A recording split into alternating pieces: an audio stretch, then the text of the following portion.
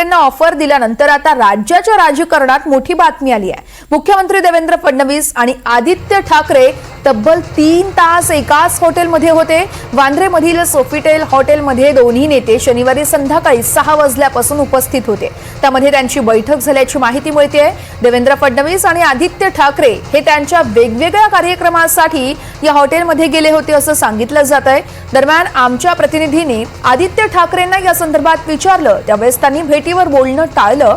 मात्र चर्चा सुरू आहेत तर सुरूच राहू द्यात असं वक्तव्यही त्यांनी केलंय। अधिवेशन काळामध्ये फडणवीसांनी ठाकरेंना ऑफर दिली होती, त्यानंतर ठाकरे आणि फडणवीसांच्या 4 भेटी झाल्यात आणि त्यानंतर आता पुन्हा एकदा आदित्य ठाकरे फडणवीसांना भेटल्याची ही चर्चा सुरू आहे। मुख्यमंत्री देवेंद्र फडणवीस यांनी 2 दिवसांपूर्वीच उद्धव ठाकरेंना ऑफर दिली होती आणि त्यानंतर आता राज्याच्या राजकारणातली पुन्हा एकदा एक मोठी बातमी। मुख्यमंत्री देवेंद्र फडणवीस आणि आदित्य ठाकरे हे तब्बल 3 तास एकाच हॉटेलमध्ये होते। या संदर्भात सविस्तर अपडेट्स देण्यासाठी माझे सहकारी आहेत आपल्यासोबत सोफिटेल हॉटेलमधून विशाल पाटील आहेत, शिवाय अक्षर कुडकेलवार आमचे प्रतिनिधी आणि राहुल कुलकर्णी देखील आहेत। आपण त्यांच्याकडून देखील या सगळ्या भेटी संदर्भातलं राजकीय विश्लेषण जाणून घेणार आहोत। सुरुवातीला मी विशालकडे जाऊ इच्छिते। विशाल, गेल्या 2 ते 3 तासांपासून तुम्ही त्या हॉटेलमध्ये आहात, काय नेमक्या घडामोडी घडतायत?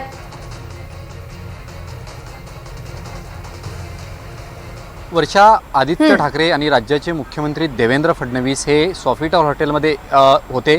जवळपास 3 तासापेक्षा अधिक काळ हे दोघेही नेते या हॉटेलमध्ये होते। आदित्य ठाकरे काही वेळापूर्वी सोफिटेल हॉटेलमधून निघाले, त्यावेळेला त्यांनी कुठच्याही प्रकारे ह्या भेटीबाबत जे आहे हे टाळलेलं आहे। त्यामुळे या दोघांची नेमकी भेट झाली की नाही यावर मात्र प्रश्नचिन्ह अद्यापही निर्माण आहे। ज्यावेळेला आदित्य ठाकरे बाहेर पडले त्यावेळेला लॉबीमध्ये मी त्यांना भेटलो, त्यांना विचारलंही की तुमची काही भेट झाले का, तर त्याच्यावरती त्यांनी बोललं टाळलं। त्यांनी एवढंच सांगितलं की मी माझ्या मित्रांसोबत त्या ठिकाणी डिनर करण्यासाठी आलो होतो आणि एक संगीत कार्यक्रम या ठिकाणी होता, त्या कार्यक्रमाला मी उपस्थित होतो। जवळपास 3 तास हा कार्यक्रम होता आणि त्याच कार्यक्रमासाठी मी थांबलो होतो। दुसरीकडे त्यांना मी पुन्हा विचारलं की तुमची आणि देवेंद्र फडणवीसांची भेट झाली का, त्यावर ते असं म्हटले की मी या बातम्या पाहत होतो, या बातम्या बघितल्यानंतर एक जण मात्र नक्की आता गावी जाईल अशा पद्धतीचा एक उपरोधिक टोलासुद्धा एकनाथ शिंदे यांना त्यांनी लगावला। मात्र याबाबतीत तुम्ही बाईट किंवा अधिकृत प्रतिक्रिया द्या म्हटल्यावरती त्यांनी कुठच्याही प्रकारची प्रतिक्रिया दिली नाही। चर्चा चालू आहे तर चालू राहू द्यात असं म्हणून ते काही वेळानं तिथनं निघून गेले। त्यामुळे नेमकं देवेंद्र फडणवीस आणि आदित्य ठाकरे यांच्या भेटीच्या बाबतीत त्यांनी पूर्णपणे बोलणं जे आहे हे टाळलेलं आपल्याला पाहायला मिळालं होतं।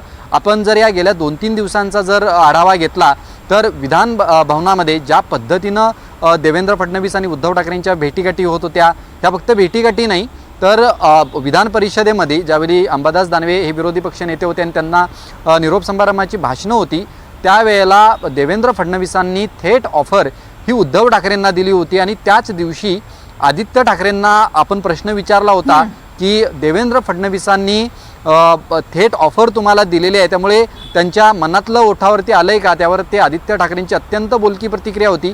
ती म्हणजे की आता त्यांनी जे लोक सोबत घेतलेले आहेत हे लोक त्यांच्या मनात जड झालेले आहेत, त्यामुळे आता आम्ही त्यांच्या ओठावरती येतोय अशा पद्धतीची प्रतिक्रिया दिली। त्याच रात्री आदित्य ठाकरेंनी देवेंद्र फडणवीसांना म्हटलं की तुम्ही आम्हाला ऑफर दिले, त्यामुळे मी तुमच्या स्वागताला उभा आहे। आणि काल अधिवेशन संपलं आणि आज दोन्हीही नेते जवळपास 3 तासापेक्षा अधिक या सोफिटेल हॉटेलमध्ये उपस्थित होते। दोघांकडनंही सांगण्यात येते की अशा कुठच्याही प्रकारची भेट झालेली नाही आहे। मात्र या भेटीच्या बाबतीत दोघांनीही बोलणं जे आहे हे टाळलेलं आहे। आदित्य ठाकरेंना सातत्यानं या बाबतीत विचारलं गेलं मात्र त्यांनी कुठच्याही प्रकारे या बाबतीत प्रतिक्रिया जी आहे ही दिलेली नाही आहे। त्यामुळे नेमकं चाललंय काय हा एक प्रश्न जो आहे हा निर्माण झालेला आहे। त्यामुळे या गेल्या 2-3 दिवसातील चर्चा आणि आज हे दोन्ही नेते हे या सोफिटेल हॉटेलमध्ये 3 तासापेक्षा अधिक असणं यासुद्धा हा काही योगायोग नाही आहे अशा पद्धतीच्या चर्चा सुद्धा आता ज्या आहेत या सुरू झालेल्या आहेत। त्यामुळे अधिकृत प्रतिक्रिया जी आहे ही आता दोघांकडनं नाही आहे। मात्र या भेटीच्या बाबतीत भेट झाली की नाही याच्या बाबतीत आदित्य ठाकरेंनी बोलणं टाळलं। मात्र मी या ठिकाणी कशासाठी आलो होतो त्याच्या बाबतीत एक त्यांनी स्पष्टीकरण जे हा देण्याचा प्रयत्न केला। वर्षा, निश्चितच विशाल, तुम्ही असेच सोबत राहा। आपण अक्षयकडे जाणार आहोत। अक्षय, आपण पाहिलं आदित्य ठाकरे यांनी विशाल यांच्याकडे एक महत्त्वाचं विधान केलेलं आहे, ते म्हणजे आता एक जण गावाला जाईल, नाही म्हटलं तरी अप्रत्यक्षपणे कुठेतरी आदित्य ठाकरे यांनी एकनाथ शिंदेंवरती निशाणा साधलेला आहे. गेल्या 2 तासांपासून या सगळ्या चर्चा होत आहेत. शिंदे गटात नेमक्या काय हालचाली घडत आहेत, आपल्यापर्यंत काही माहिती पोहोचली आहे का? नाही, एकूणच देवेंद्र फडणवीस एकनाथ शिंदे सोबत असताना उद्धव ठाकरे यांना अनौपचारिक गप्पामध्ये सोबत येण्याची ऑफर दिली. त्यावेळेपासूनच शिंदे कॅम्पमध्ये एकंदरीतच हालचाली किंवा एक अस्वस्थता निर्माण झालेली आहे. आज देखील फडणवीस हे दोघंही की आमची आदित्य ठाकरेंनी भेट झाली नाही असं सांगितलं नाही, मात्र चर्चा सुरू असू द्या असं त्यांनी सांगितलं. आणि मुख्यमंत्री कार्यालयाच्या माध्यमातून मेसेज आलाय की हे दोनही नेते वेगवेगळ्या ठिकाणी गेले होते, देवेंद्र फडणवीस वेगळ्या ठिकाणी होते, कुठलीही भेट झाली नाही. मात्र एकूण महाराष्ट्राच्या राजकारणात शिवसेना उद्धव बाळासाहेब ठाकरे पक्ष अर्थात उद्धव ठाकरे आणि आदित्य ठाकरे या दोघांची देवेंद्र फडणवीस यांच्यासोबत होणारी जवळीक पाहता आज या दोन्ही नेत्यांचं, जरी ते वेगवेगळे सोफिटेल हॉटेलमध्ये असले तरी साधारण 3.5 ते 4 तास दोन नेते एकाच हॉटेलमध्ये होते आणि त्यामुळं भेट झाली नाही असं जरी म्हटलं तरीही एक सिम्बॉलिक आणि एक अशा पद्धतीचं कोइन्सिडन्स होणं हे देखील तितकंच स्वाभाविक नाही. त्यामुळं पुन्हा एकदा शिंदे गटामध्ये ह्यावरनं एक अस्वस्थता निर्माण होणं स्वाभाविक आहे आणि ती देखील उद्यापासून त्यावरती प्रतिक्रिया यायला सुरुवात होईल. मात्र शिंदे गटामध्ये एकूण जेव्हापासून उद्धव ठाकरे यांना अनौपचारिक ऑफर दिली तेव्हापासूनच एक अस्वस्थतेचं वातावरण आहे या सगळ्या संदर्भात. मात्र सगळ्यात महत्वाचा प्रश्न हा उपस्थित होतोय की सोफिटेल हॉटेलमध्ये दोन्ही नेते, दोन्ही पक्षाचे अलीकडच्या काळात ज्यांची जवळीक होताना बघायला मिळते ते नेते कोइन्सिडेंटली एकत्र येतात. दोन्ही वेगवेगळ्या कार्यक्रमासाठी जरी असले तरी जवळजवळ 3-3.5 तास त्यांचा एकत्र ते म्हणजे वेगवेगळ्या रेस्टॉरंटमध्ये दोघे एकत्र असतात. आणि यानंतर एक नेता म्हणतो की मला यावरती काही बोलायचं नाही, चर्चा सुरू आहे तर सुरू राहू द्या. म्हणजे याचा अर्थ आपण काय समजायचा, राजकीय वर्तुळामध्ये यांना अशी चर्चा घडवून आणायची आहे का आदित्य ठाकरे उद्धव ठाकरे यांना, जेणेकरून ते एकनाथ शिंदे यांना जास्त काळ अस्वस्थ ठेवू शकतील. हा एक मुद्दा.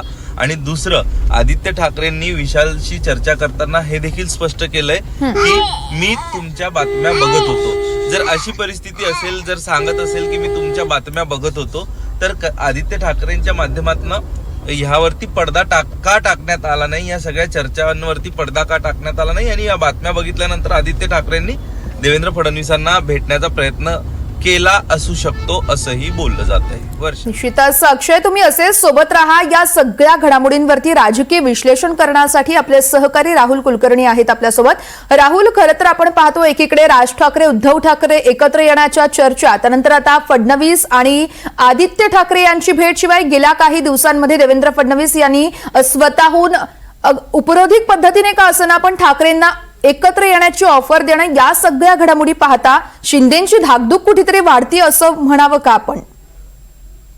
बघा, राजकारणात आता आपण ज्या भेटींची चर्चा करतो आहोत हे राजकारणी काही बाळगोत नाहीयेत. जर त्यांना अशा कुठल्याही राजकीय कृती करायच्या असतील तर ते वेषांतर करतात आणि वेषांतर करून मग वेगवेगळ्या पद्धतीनं, म्हणजे त्यांना गरजच असेल तर ते वेगवेगळ्या पद्धतीनं त्या चर्चा होत असतात. बऱ्याच वेळेला महाराष्ट्राच्या राजकारणामध्ये अलीकडे ज्या काही घडामोडी घडल्या, साधारणतः सकाळचा जो शपथविधीपासून ते एकनाथ शिंदे यांचा सुरतीला जाण्यापर्यंत कोणालाही त्याचा अंदाज येत नाही, कारण ह्या रणनीत्या राजकारणातल्या ह्या खूप छुप्या पद्धतीने चालतात. असं असूनही 2019च्या नंतर महाराष्ट्राच्या राजकारणामध्ये अविश्वास आणि अस्थिरता दोन्ही खूप मोठ्या पातळीवरती वाढलेली आहे. अविश्वास हा सहकारी घटक पक्षाबरोबर आहे आणि अस्थिरता महाराष्ट्राच्या राजकारणात आहे, कारण कुणी कसाही कुणीकडेही जाऊ शकतो. आणि या सगळ्यामध्ये एकच पक्ष केंद्रस्थानी आहे आणि तो आहे भारतीय जनता पार्टी आणि त्यांचे शीर्षस्थ नेते.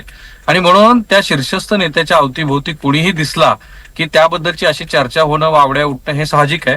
मला वाटतं की अलीकडच्या काळातल्या ज्या घडामोडी आहेत, खास करून उद्धव ठाकरे यांच्याबद्दलच्या, त्या राजकीय संस्कृती सुधारावी अशा दृष्टीनं जे देवेंद्र फडणवीस यांनी वक्तव्य केलेलं होतं त्यानंतर आलेला एक थोडासा संवाद आहे.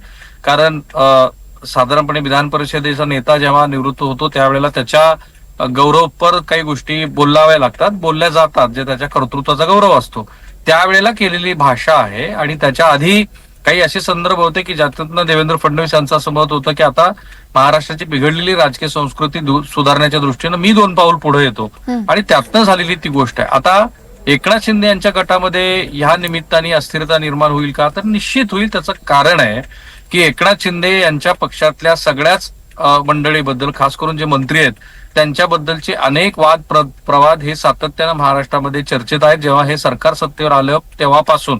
आणि असं म्हणतात की एकनाथ शिंदे यांची जी राजकीय महत्वाकांक्षा आहे, अलीकडेच ते म्हणाले की आमचा पक्ष फुटल्यानंतर सुद्धा मोठ्या प्रमाणामध्ये आम्हाला राजकीय यश मिळालं, आणि ते कुणाच्या तरी डोळ्यात खूप ऑब्व्हियसली ज्या वेळेला भारतीय जनता पार्टीचे प्रदेशाध्यक्ष असं म्हणतात की आमचा प्रतिस्पर्धी हा आमचा मित्रपक्ष आहे, मी रवींद्र चव्हाण यांच्याबद्दल बोलतोय, तर ह्या सगळ्यांची गोळाबेरीज ही एकनाथ शिंदे यांच्या गटामध्ये अस्थिरता निर्माण करणं आहे.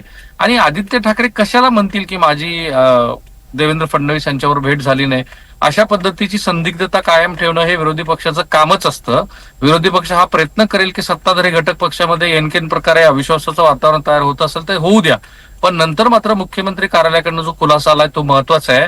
आणि तो खुलासा असा आहे की 2 नेते हे परस्पर वेगवेगळ्या कार्यक्रमासाठी आले होते. स्वतः आदित्यनेही थोडंसं सुतोवाच केलं की मी तिथे मित्राबरोबर जेवायला गेलो होतो, पण या अशा पद्धतीच्या चर्चेमुळं 2 ठाकरे बंधू एकत्रित येतील आणि त्यातनं एकनाथ शिंदे यांचा पक्ष कट्टू साईज होईल, अशी जी खरोखर ज्याच्यामध्ये काहीतरी तथ्य आहे अशी जी चर्चा सुरू आहे, त्याच्यामध्ये थोडं अशा घटनाक्रमामुळे बळ मिळत जातं. आणि जेव्हा 3-3.5 तास माध्यमामध्ये, मुख्य प्रवाहातल्या माध्यमामध्ये त्याची चर्चा होत राहते आणि अंतिमतः कुणीही असं त्याचं स्पष्टीकरण देत नाही की ते बैठक झालेली नाही, प्रत्येक जण म्हणतो की ती झालेलीच नाही, ती भेट झालेली नाही, तर ती अस्थिरता वाढण्याच्या दृष्टीनं अशा चर्चा ह्या विरोधी पक्षांना हव्या असतात. त्यातल्या त्यात उद्धव ठाकरे यांच्या शिवसेनेला अशा बातम्यामुळे खूप आनंदच होईल, कारण त्यामुळं एकनाथ शिंदे यांच्या पक्षातली अस्थिरता वाढीला लागेल. ह्यापेक्षा आजच्या ह्या चर्चेला काहीही अर्थ नाहीये. वर्षा, निश्चितच आपण म्हणतोय खरं तर शेवटी या चर्चाच आहेत. मात्र राहुल, जर अशा काही घडामोडी घडत असतील तर येणाऱ्या काळामध्ये अर्थातच महायुतीमध्ये कुठेतरी अस्थिरता निर्माण झाल्याचं आपल्याला चित्र बघायला मिळू शकतं.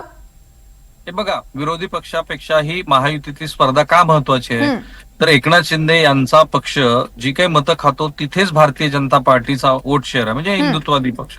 2029ला त्यांना स्वबळावरती सत्ता आणायची आहे आणि ती काही लपून राहिलेलं नाही. अमित शहानी स्वतः प्रचारामध्ये असं सांगितलं कार्यकर्त्यांना मार्गदर्शन करताना की 2029ला स्वबळावरती आपल्याला सत्ता आणायची आहे. रवींद्र चव्हाण 2-3 मुलाखतीमध्ये म्हणालेले आहेत.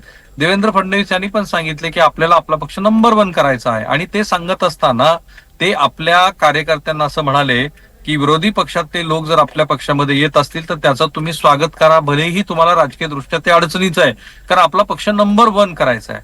आणि सत्ताधारी घटक पक्षामध्ये किती उदाहरणं आपण असं सांगू की आपल्याच मित्र पक्षातल्या प्रतिस्पर्धी लोकांना त्यांनी आपल्या पक्षामध्ये घेतलंय, खास करून भाजपनं ते केलेलं आहे. आणि त्यामुळं प्रत्येकाला पक्ष वाढवण्याच्या दृष्टीनं जे कृती करायची आहे त्याच्यामध्ये भाजप पुढं आहे, त्यांचा मुख्यमंत्री आहे आणि त्यांनी स्वतःसाठी स्वबळाचं लक्ष ठेवलेलं आहे. त्यामुळं विरोधी पक्षापेक्षाही सत्ताधारी घटक पक्षामध्ये अस्थिरतेचं वातावरण आणि मी जे अविश्वासाचं वातावरण म्हणालो तो अविश्वास वाढीला लागेल.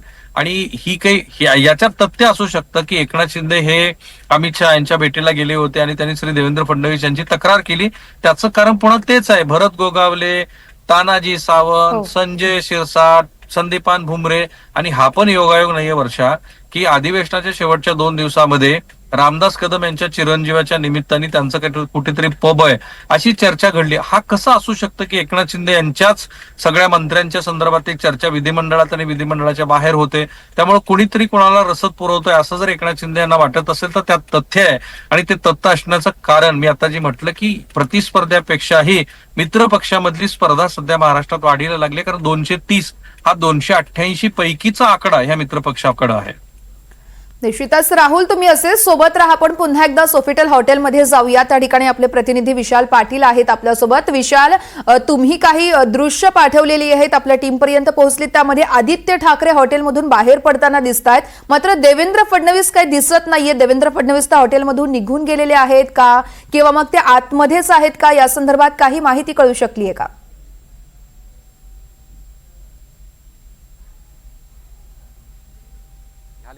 अशी माहिती मिळते की ते बॅकगेटनं त्या ठिकाणी त्यांचा ताफा लागला आणि ते निघाले. सुरुवातीला ज्यावेळेला मी आलो होतो त्यावेळेला दोन्ही नेत्यांचे ताफे फ्रंट गेटला म्हणजे ज्या ठिकाणून सॉफिटेल हॉटेलमध्ये जायला एंट्री आहे त्या ठिकाणी सगळा ताफा लागला होता. मात्र आदित्य ठाकरे निघण्याच्या आधी हा सगळा ताफा सॉफिटेल हॉटेलच्या मागच्या बाजूला जो आहे हा निघाला होता आणि त्यानंतर देवेंद्र फडणवीस सुद्धा या ठिकाणावरनं निघालेले आहेत अशी आता आजची माहिती आहे. वर्षा, निश्चितच अर्थातच ते मीडिया समोर न येता निघून गेल्यामुळे पुन्हा एकदा आता चर्चा खरं तर घडत आहेत असं म्हणायला हरकत नाहीये. विशाल, या संदर्भातले सगळे अपडेट तुमच्याकडून सातत्यानं जाणून घेत राहणार आहोत. शिवाय राहुल, तुमचे देखील धन्यवाद. तुम्ही या सगळ्या घडामोडींवरती एक राजकीय विश्लेषण केलं त्यासाठी.